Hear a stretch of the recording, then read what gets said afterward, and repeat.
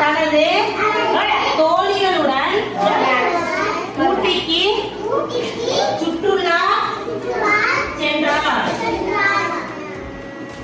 தோழியுடன் நீலாக்கா பேர வச்சு சொன்னா நீ எடுத்துட்டு ஷீலா ஷீலா ஷீலா தனது தோழிகளுடன் ஊட்டிக்கு சென்றார்.